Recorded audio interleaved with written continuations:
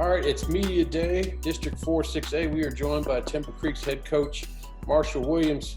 Coach, talk a little bit about your squad because everybody's anxious about the new addition you got coming in the backfield. Talk a little bit about Emeka coming over, and it's kind of nice when you get a top 50 player in the state just dropping in and taking care of business in the backfield. Yeah, Emeka is a great addition to our football team and to our offense, and we're really excited about having him. I think, obviously he's a very talented kid. He's a strong kid, very good athlete, runs the ball well outside and between the tackles, has really good hands. But to be honest with you, the best thing about him is he's a great kid. And, he's grown up in our town. I think he moved here from Chicago back when he was 12 and has lived in our district guideline and our boundaries, and had a great career up to this point at the TAP 6A level at Nolan Catholic, and you want to come home and play football his senior year and with all the kids he grew up with, and he's a hard worker. He's a great kid. He wants to be coached, and he's picked up the offense really well, and we're just really happy to have him. It's got to help a lot. You guys got hit. You had a lot of first teamers on your all-district team, and they all had the word senior next to them. So it was a little difficult to see, all your receivers to go. And then you have Megwa coming through, and you still got your quarterback, Jacob Porter, back. But how is that offense going to flow now? Do you have to change it up a little bit because you guys were throwing a little bit, or how's it looking? The offense that we run here is the offense somewhat that I've been a part of for the last 17 years I've been coaching.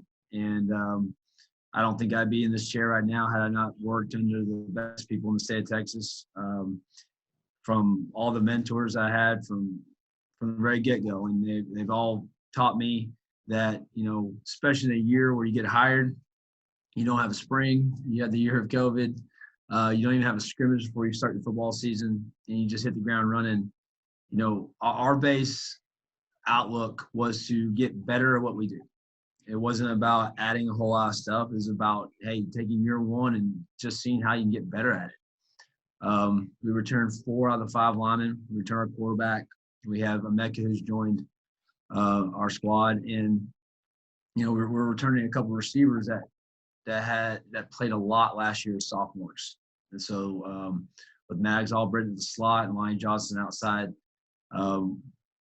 we have several receivers that are all juniors, but we also have size and some length and some speed there. So it's more of looking at the fact that these guys have been in the system for a year and seeing how they can progress with from the individual drills to just understanding the scheme and just really getting better at our base concepts and building from that. We're not focused. I'm not focused at all offensively on trying to, add a lot. We want to just get better at what we do.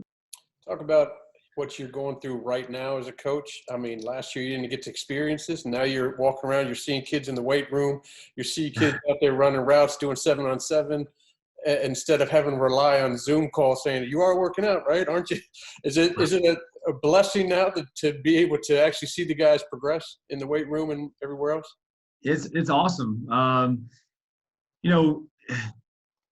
You get into coaching to establish relationships with kids, and it's hard to do it through a screen, right? And so, I was fortunate. I at least got to get to know these kids for 3 to 4, almost 4 weeks before COVID hit. And we went to spring break and then never saw him or didn't see him until June 8th. And so we started working workouts. So it is great. We're involved with some 7-on-7 league play. We've been to 2 state qualifiers. We're signed up for 2 more. These kids are hungry and driven to want to do it. We've had a great summer up to this point. I know it's really early, but ever since spring ball has passed and now we're into the 7-on-7, we're going to start getting to our summer workouts and our skill work and all sort of things.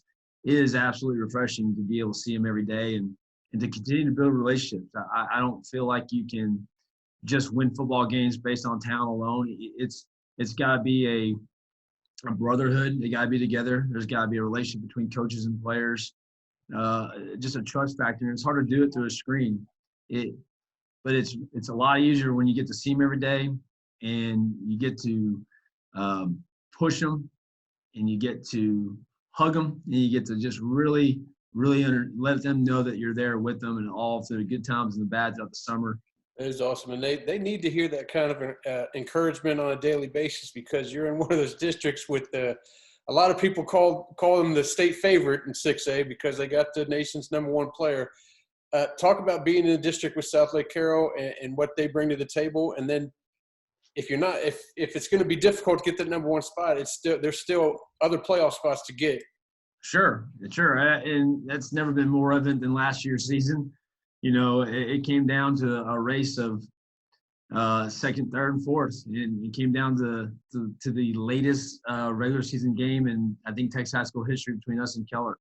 So it's a very competitive district. Carroll, having been at Carroll for 2 years, and knowing a lot of those kids and being very close to Coach Dodge over there, they should be the favorite, right? I mean, they return a lot of kids on both sides of the ball. They have Quinn years. But that's what everybody wants to get to, right? So we have all the respect in the world for Carroll, and we have all the respect in the world for everybody in our district. And, you know, we're very confident about where we're at. We're not worried or focused on what everybody else is doing. We're only focused on what we're doing. That's all we can control right now. So we're very happy with where we're going, but we also know that this is a very competitive district all the way up and down. And every week is going to be a challenge, but every week is something that we're going to look forward to because we're only focused on us, and we're only focused on competing against the team that's in front of us. So we don't play Carroll till late in the year, and right now we're just focused on how can we get summer workout from week 1 better week 2. Excellent, man. You got me hyped up for the season already, as usual. So I can't wait for August 26th, see how you guys fare at 4-6A, and I hope Timber Creek makes it one of those playoff spots. So I appreciate you joining us today, Coach.